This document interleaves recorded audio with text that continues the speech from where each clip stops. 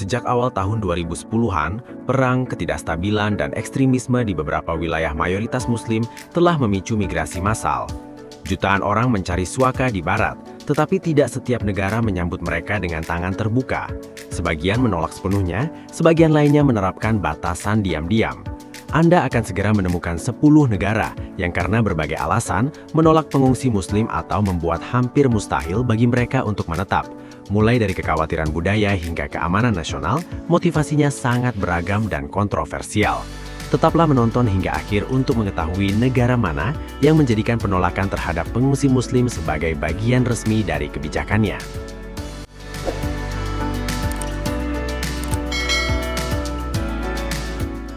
Nomor 10. Jepang. Jepang adalah salah satu negara terkaya dan paling maju secara teknologi di dunia. Namun negara itu tetap sangat enggan menerima pengungsi asing, terutama dari negara-negara mayoritas Muslim. Meskipun mendapat tekanan internasional, Jepang hanya menyetujui sekitar 20 permohonan pengungsi pada tahun 2015 dari lebih dari 7.500 permohonan yang diajukan. Itu kurang dari 1%. Pola ini terus berlanjut dengan hanya sedikit perubahan dalam kebijakan pengungsi. Pada tahun 2021, Jepang menerima lebih dari 3.000 permohonan suaka, tetapi hanya menyetujui 30. Keengganan ini berakar pada perpaduan faktor budaya, hukum, dan sosial. Jepang menghargai homogenitas budayanya dan telah lama mempertahankan sistem imigrasi yang ketat. Definisi hukumnya tentang pengungsi sangat sempit, seringkali bahkan mengecualikan mereka yang melarikan diri dari zona perang. Selain itu, infrastruktur untuk mengintegrasikan pendatang baru, terutama dari latar belakang budaya yang tidak dikenal, masih terbatas. Islam masih kurang dikenal di Jepang, dan ketidakpahaman ini menimbulkan kehati-hatian. Sentimen publik cenderung skeptis, dengan liputan media sering menggambarkan masyarakat Muslim sebagai masyarakat yang tidak stabil. Akibatnya, Jepang lebih memfokuskan perhatiannya pada kontribusi keuangan di luar negeri. Negara ini termasuk di antara donor terbesar untuk program pengungsi PBB, tetapi di dalam negeri, pintunya sebagian besar tetap tertutup. Contoh dari Jepang menunjukkan bahwa kekayaan tidak selalu berarti keterbukaan. Nomor 9. Korea Selatan. Korea Selatan menghadirkan sebuah paradoks. Ini adalah negara demokrasi modern dengan pertumbuhan ekonomi yang kuat. Namun, negara ini memiliki beberapa kebijakan imigrasi paling konservatif di antara negara-negara maju. Reaksi negara terhadap pengungsi Muslim menyoroti kontradiksi ini. Pada tahun 2018, 500 pencari suaka Yaman tiba di Pulau Jeju dengan memanfaatkan kebijakan masuk tanpa visa setempat. Responsnya langsung dan sengit.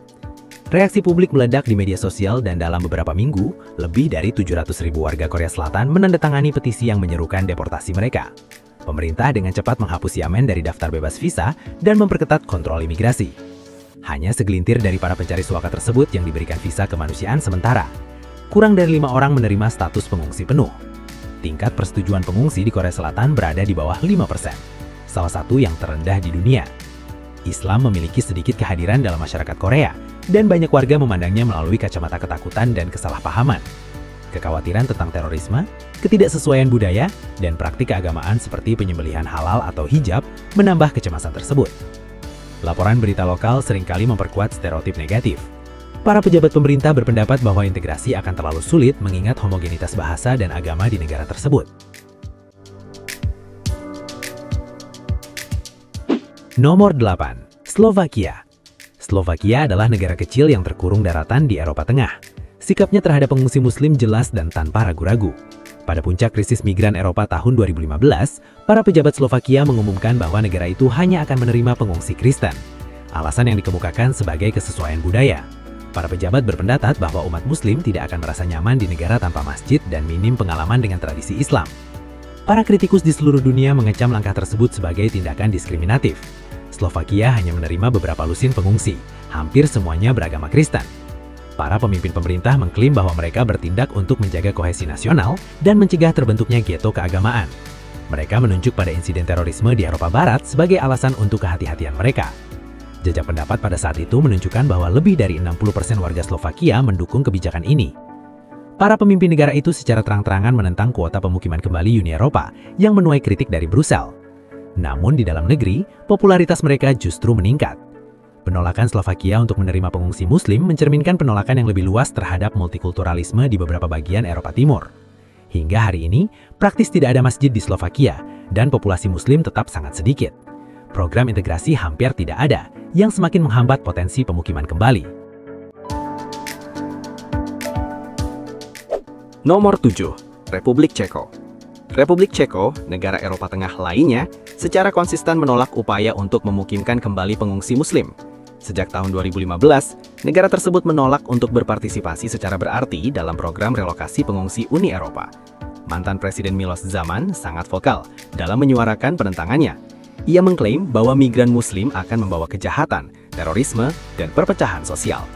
Pada tahun 2016, ia secara terbuka menyatakan bahwa mengintegrasikan umat Muslim ke dalam masyarakat Ceko pada dasarnya tidak mungkin. Dia menyebutkan bentrokan budaya, munculnya zona terlarang di kota-kota barat, dan ketakutan akan hukum syariah sebagai penyebabnya. Pemerintah pun sependapat dengan pandangannya, bahkan menolak menerima anak-anak Muslim yatim piatu dari kamp pengungsi Yunani. Sebaliknya, Republik Ceko memprioritaskan bantuan kemanusiaan jangka pendek dan investasi di kamp-kamp pengungsi. Di luar negeri, Islam adalah agama minoritas di negara tersebut, dengan sedikit komunitas aktif dan tanpa perwakilan politik. Survei menunjukkan bahwa sebagian besar petugas imigrasi Muslim memandangnya dengan curiga. Aksi demonstrasi anti-imigrasi telah terjadi di Praha dan Bern, yang seringkali mengaitkan Islam dengan ancaman terhadap kedaulatan nasional. Meskipun menjadi bagian dari Uni Eropa, Republik Ceko secara konsisten memprioritaskan kohesi nasional di atas kewajiban internasional. Hingga hari ini, negara tersebut tetap menjadi salah satu negara paling tertutup di Eropa dalam hal pengungsi Muslim. Nomor 6. Polandia. Polandia mungkin memiliki pendirian yang paling tidak kompromi terhadap pengungsi Muslim di antara negara-negara Uni Eropa. Sejak tahun 2015, pemerintahnya telah mengubah penolakan menjadi kebijakan. Partai Hukum dan Keadilan yang berkuasa naik ke tampuk kekuasaan sebagian karena platformnya menentang imigrasi Islam. Para pemimpin berpendapat bahwa menerima umat Muslim akan membahayakan keamanan, budaya, dan warisan Kristen Polandia. Poland belum menerima pengungsi Muslim manapun berdasarkan sistem kuota Uni Eropa dengan alasan kepentingan nasional. Pada tahun 2017, Perdana Menteri menyatakan bahwa Polandia tidak akan diintimidasi oleh Brussel. Sebaliknya, negara tersebut telah menerima sejumlah kecil keluarga Kristen dari Suriah dan Irak. Opini publik sangat mendukung kebijakan ini. Lebih dari 70% jajak pondak meyakini bahwa pengungsi Muslim merupakan ancaman. Media sering menggambarkan budaya Islam sebagai sesuatu yang tidak sesuai dengan nilai-nilai Polandia. Polandia juga menolak membangun masjid atau mengakui Hari Raya Islam. Pemerintah mendanai pembangunan tembok perbatasan dan pengawasan untuk mencegah masuknya orang tanpa izin. Pendekatan garis keras ini telah menuai kritik dan kekaguman di seluruh dunia. Namun bagi Polandia, prioritasnya tetap sederhana, keamanan nasional di atas kewajiban luar negeri. Nomor 5. Hongaria. Hongaria telah menjadi simbol perlawanan nasionalis terhadap imigrasi Muslim di Eropa. Perdana Menteri Viktor Orban telah membangun karir politiknya berdasarkan kebijakan anti-imigrasi. Pada tahun 2015, ia memerintahkan pembangunan pagar kawat berduri di sepanjang perbatasan selatan Hongaria. Lebih dari 400.000 migran mencoba melewati wilayah tersebut pada tahun itu. Banyak di antaranya berasal dari negara-negara mayoritas Muslim. Orban menyebut krisis migrasi sebagai ancaman terhadap identitas Kristen Eropa. Dia menyatakan bahwa Hongaria tidak akan menjadi negara imigran. Undang-undang disahkan untuk mengkriminalisasi tindakan membantu migran ilegal. Bahkan para pekerja kemanusiaan pun menghadapi penuntutan. Pemerintah juga melancarkan kampanye propaganda yang menghubungkan migrasi dengan terorisme dan hilangnya identitas nasional. Kampanye-kampanye ini menghabiskan jutaan dolar dana publik. Papan reklame dan iklan televisi memperingatkan warga tentang invasi Islam. Meskipun mendapat kecaman dari Uni Eropa, Hongaria menolak untuk bergeming. Mereka hanya menerima segelintir pengungsi Muslim karena tekanan yang sangat besar. Akibatnya, imigrasi Islam hampir terhenti sepenuhnya. Model yang diterapkan Orban telah menginspirasi negara-negara lain untuk mengadopsi kontrol yang lebih ketat. Hongaria tetap teguh pada pendiriannya, tanpa meminta maaf atas sikap garis kerasnya. Nomor 4. Israel. Sikap Israel terhadap pengungsi Muslim dibentuk oleh pertimbangan historis dan keamanan yang unik. Meskipun negara ini didirikan sebagai tempat perlindungan yang aman bagi orang-orang Yahudi, negara ini jarang menawarkan perlindungan serupa kepada orang lain. Pada awal tahun 2010-an, puluhan ribu pencari suaka memasuki Israel dari Afrika. Banyak di antara mereka adalah Muslim yang melarikan diri dari konflik di Sudan dan Eritrea. Israel menanggapi dengan strategi berlapis untuk mencegah kedatangan lebih lanjut. Pemerintah membangun pagar perbatasan di sepanjang perbatasan Mesir. Pemerintah menahan para pencari suaka di fasilitas terpencil dan menawarkan insentif tunai hingga $3.500 untuk keberangkatan sukarela. Mereka yang menolak akan menghadapi penahanan tanpa batas waktu. Para pemimpin Israel secara terbuka menyatakan bahwa kehadiran migran non-Yahudi, khususnya migran Muslim, mengancam identitas negara tersebut. Pada tahun 2018, rencana pemukiman kembali PBB dibatalkan karena tekanan dari kelompok sayap kanan. Berbeda dengan banyak negara barat, Israel tidak menganggap dirinya sebagai negara multikultural. Kebijakan imigrasinya dirancang untuk melestarikan mayoritas dan kohesi Yahudi. Oleh karena itu, pengungsi Muslim berada di luar visi jangka panjangnya. Meskipun negara tersebut memberikan bantuan ke zona konflik, perbatasannya tetap tertutup rapat terhadap para pencari suaka Muslim. Nomor 3. Myanmar. Perlakuan Myanmar terhadap minoritas Muslim Rohingya telah menuai kecaman internasional. Suku Rohingya telah tinggal di negara bagian Rakhine selama beberapa generasi, tetapi Myanmar menolak untuk mengakui mereka sebagai warga negara. Pada tahun 2017, penindakan militer brutal memaksa lebih dari 700.000 orang Rohingya mengungsi ke Bangladesh dan desa-desa mereka dibakar. Keluarga-keluarga dipisahkan, ribuan orang tewas atau diperkosa. PBB menggambarkannya sebagai contoh nyata pembersihan etnis. Terlepas dari kemarahan global, Myanmar belum mengubah kebijakannya. Pemerintah terus menolak memberikan kewarganegaraan kepada Rohingya dan menentang upaya untuk memulangkan mereka. Di media domestik, mereka digambarkan sebagai imigran ilegal dan ekstremis. Pemerintah menegaskan bahwa mereka melindungi kedaulatan nasional dari pengaruh asing. Penolakan ini meluas melampaui batas negara. Myanmar telah menolak seruan untuk menerima pengungsi Muslim dari wilayah lain. Kebijakannya mencerminkan ketakutan yang mengakar kuat terhadap Islam di kalangan mayoritas penduduk Buddha. Nomor 2. India. Kasus India sangat kompleks. Negara ini memiliki salah satu populasi Muslim terbesar di dunia. Namun, langkah-langkah politik baru-baru ini telah mengecualikan pengungsi Muslim sementara mengutamakan pengungsi lainnya. Pada tahun 2019, Undang-Undang Amandemen Kewarganegaraan disahkan. Undang-undang ini menawarkan jalur cepat kewarganegaraan bagi umat Hindu, Sikh, Buddha, Kristen, dan minoritas lainnya yang melarikan diri dari negara-negara tetangga, tetapi tidak termasuk umat Muslim. Ini menandai pertama kalinya India menggunakan agama sebagai kriteria kewarganegaraan. Pemerintah berpendapat bahwa umat Muslim sudah memiliki negara-negara mayoritas Muslim untuk mencari perlindungan, sementara protes meletus di seluruh negeri.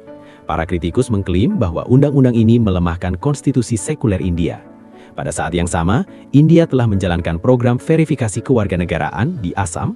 Jutaan orang, banyak di antaranya Muslim, beresiko kehilangan status hukum mereka. Sementara India terus memberikan perlindungan kepada pengungsi dari Tibet dan Sri Lanka, pencari suaka Muslim jarang diterima. Nomor 1. Cina. Penolakan Cina terhadap pengungsi Muslim hanyalah bagian dari kampanye yang lebih luas melawan Islam itu sendiri. Di wilayah Xinjiang, lebih dari 1 juta Muslim Uyghur telah ditahan di kamp-kamp dengan keamanan tinggi. Cina mengklaim ini adalah pusat pelatihan kejuruan, tetapi citra satelit dan kesaksian para penyintas menceritakan kisah yang berbeda. Laporan-laporan tersebut mencakup kerja paksa, pemrograman ulang ideologis, dan penindasan agama. Masjid-masjid telah dihancurkan, simbol-simbol Islam dilarang, dan puasa selama Ramadan tidak dianjurkan. Cina tidak memiliki sistem suaka formal. Negara itu tidak menerima pengungsi Muslim dari luar negeri. Bahkan mereka telah menekan negara lain seperti Turki untuk mendeportasi aktivis Uyghur. Bagi Tiongkok, persatuan nasional dan loyalitas partai lebih penting daripada kebebasan beragama. Tujuannya adalah untuk menghapus budaya Islam di dalam wilayahnya dan mencegah impornya dari luar negeri. Tidak ada negara lain yang bertindak sejauh ini dalam menolak dan menekan identitas Muslim. Cina menjadi contoh paling ekstrim dalam daftar 10 teratas ini. Penolakan pengungsi Muslim oleh negara-negara ini tidak selalu didasari oleh kebencian. Terkadang ini menyangkut keamanan, terkadang tentang budaya, dan terkadang tentang politik. Namun konsekuensinya tetap sama. Jutaan orang tetap tanpa kewarganegaraan, terjebak di kamp-kamp atau dipaksa melakukan perjalanan berbahaya. Ke-10 negara ini telah menarik garis tegas, sebagian terlihat jelas, sebagian lagi tersembunyi di balik kebijakan. Seiring dunia menjadi semakin terhubung, keputusan-keputusan ini akan membentuk generasi mendatang. Haruskah negara-negara melindungi identitas dengan segala cara? Atau haruskah mereka menjunjung tinggi kewajiban kemanusiaan mereka? Sampaikan pendapat Anda di kolom komentar. Terima kasih telah menonton dan sampai jumpa di video selanjutnya.